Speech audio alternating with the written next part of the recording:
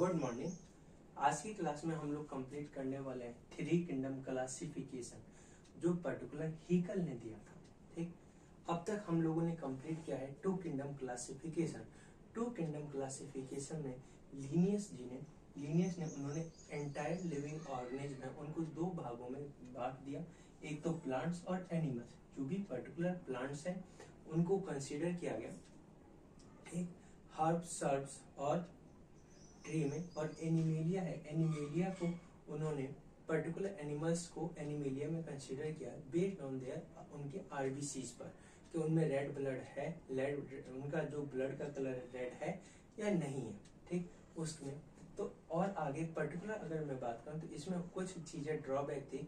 Particular जो भी cell की कॉम्प्लेक्सिटी है कि यूनिसेलुलर है कि मल्टी सेलुलर है, उसको देखकर उस पर्टिकुलर बेसिस को देखते हुए पर्टिकुलर हीकल ने उन्होंने ये चीज है उसको सुलझाने की कोशिश करी। तो वही चीजें हम लोग देखना चाहते हैं कि पर्टिकुलर जो भी प्लांट जो भी आपको यूनिसेलुलर मल्टी सेलुलर्स में कॉम्प्लेक्सिटी पर्टिकुलर उन दोनों को एक साथ रख गया है। तब इन्होंने पर्टिकुलर क्या किया, हीकल ने इन थ्री किंगडम क्लासिफिकेशन में पर्टिकुलर यूनिसेलुलर माइक्रो ऑर्गेनिज्म है पर्टिकुलर इंक्लूड किया यूनिसेलुलर माइक्रो ऑर्गेनिज्म,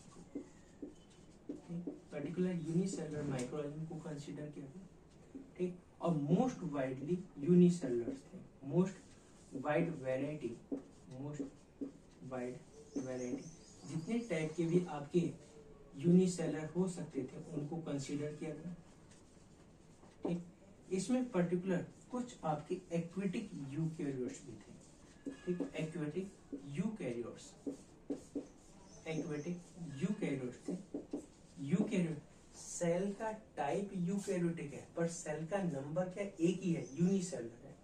ठीक, जो मैं कह रहा हूँ एक बार आप गौर कीजिएगा कि जो भी सेल का टाइप है वो यूकैरियोट है।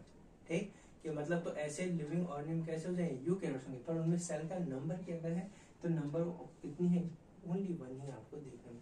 तो इसलिए पर्टिकुलर ठीक एक्वेटिक यूकैरियोट्स उनको भी पर्टिकुलर कंसीडर किया गया था, या और अच्छे से कहो तो एक्वेटिक यूनिसेलुलर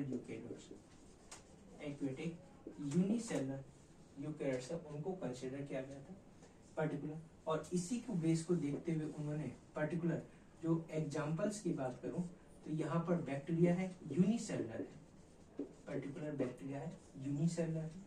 ठीक, पर्टिकुलर आपके यूनिसेलुलर है। पर्टिकुलर अगर मैं बात करूं स्लाइम मोल्ड्स हैं वो भी यूनिसेलुलर है, स्लाइम मोल्ड्स हैं वो भी। फिर उसके बाद अगर मैं बात करूं स्लाइम मोल्ड्स हो गया, स्लाइम मोल्ड्स के बाद अगर मैं बात करूं प्रोटोजोआ, जितने भी आपके यूनिसेलुलर थे उनको भी कंसीडर किया गया। उस समय यूकैरियोटिक और प्रोकैरियोटिक है वो चीजें कंसीडर नहीं की गई, चले आगे। इसलिए ठीक, बैक्टीरिया है, स्लाइम मोल्ड्स है, प्रोटोजोआ है। प्रोटोजोआ के बाद अगर मैं बात करूं तो फंजाई है, फंजाई के बाद अगर मैं बात करूं तो एल्गी। ठीक, ये आपके एग्जांपल्स हैं। इन पर्टिकुलर को इनको प्लांट से निकाला और जितने भी ये सभी यूनिसेलुलर था और इन सबको एक न्यू किंगडम में फॉर्म कर दी, एक न्यू किंगडम जो बनाया था उसमें कंसीडर किया गया और उस न्यू किंगडम का नाम दिया गया प्रोटिस्टा। उसका नाम दिया गया प्रोटिस्टा किंगडम। इसमें पर्टिकुलर यूनिसेलुलर ऑर्गेनिज्म वही कंसीडर किए गए। उस समय तक ये चीजें वहां तक नहीं आई थी प्रोकैरियोट्स और यूकैरियोट्स के बारे में। इन्होंने पर्टिकुलर यूनिसेलुलर उन सभी को कंसीडर कर लिया। अगर आप गौर से देखेंगे तो पर्टिकुलर बैक्टीरिया क्या यूनिसेलुलर है और एल्गी और फंजाई है यूनिसेलुलर है, एग्जांपल्स हैं। फंजाई की अगर बात करें ईस्ट है यूनिसेलुलर है, और एल्गी की बात करें तो क्लेमाइडोमोनास है यूनिसेलुलर है। पर आगे धीरे धीरे और पता चला तो आज में फंजाई और एल्गी में आपको क्या देखने को मिला कि ये आपके मल्टी सेलुलर आप भी हो सकते हैं। चले आगे, ये चीजें इंटीग्रेट, ठीक, इसी चीज को पर्टिकुलर हीकल ने कंसीडर किया गया और एक न्यू किंगडम दिया था प्रोटिस्टा किंगडम, जिसमें पर्टिकुलर यूनिसेलुलर ऑर्गेनिज्म है वो कंसीडर किया गया। ठीक, यहाँ तक कंसीडर किया।